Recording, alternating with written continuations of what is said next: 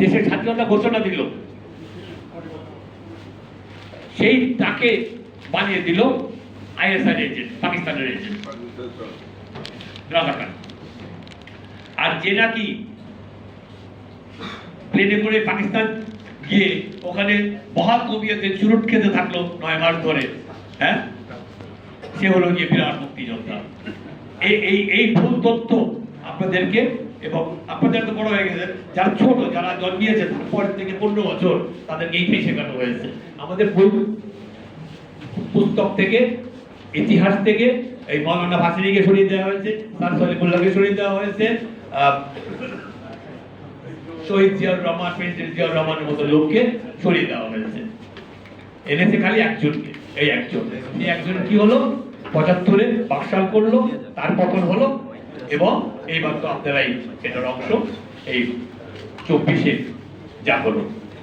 কাজেই আমরা মুক্তিযোদ্ধারা একটা অন্তিম, একটা অবহেলিত গোষ্ঠী।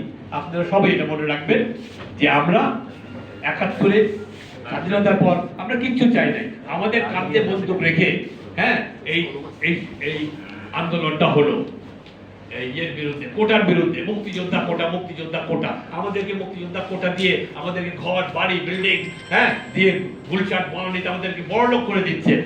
বিশ্বাস করেন এই কোটা 5% মুক্তিযোদ্ধারা পায় নাই। এই আওয়ামী লীগাররা মুক্তিযোদ্ধা হয়ে, ভুয়া মুক্তিযোদ্ধা হয়ে, হ্যাঁ, সেই সবকিছু তারা সুবিধা দিয়েছে, আর আমরা সেই টিভিতে রয়ে গেছি। কিন্তু মুক্তিযোদ্ধা কোটা, এটা ইয়ে করতে হবে, এটার বিরুদ্ধে ইয়ে করলো এনসিপির লোকেরা, কেউ আমাদেরকে ডাকলো না, বসলো না। ভাই এটা কি হয়েছে? আমাদের এখানে এখন 50 জন 100 জন মুক্তিযোদ্ধা আছে, আপনি জিজ্ঞাসা করে দেখবেন যে তারা কেউ কোনোদিন কোনো সুবিধা, এই কোটার সুবিধা কোনোদিন পায় নাই। আমরা যুদ্ধের সময় চিন্তাই করিনি কোটার কথা। যুদ্ধটাই ছিল আমাদের মূল উদ্দেশ্য, স্বাধীনতাটাই ছিল আমাদের মূল উদ্দেশ্য। কি পাবো না পাবো ওই সমস্ত আমরা কোনোদিন ভাবি নাই।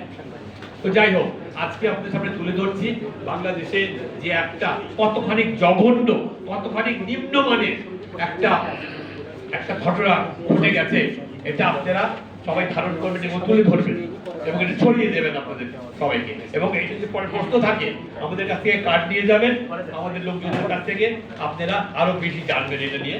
আরো পরবর্তীতে আমি চাইবো যে আপনারা এই খবরটা জানি সব জায়গায় ছড়ায়, জানি এটা থেমে না থাকে। আজকে প্রেস কনফারেন্সের মাধ্যমে আপনাদেরকে অনেক ধন্যবাদ।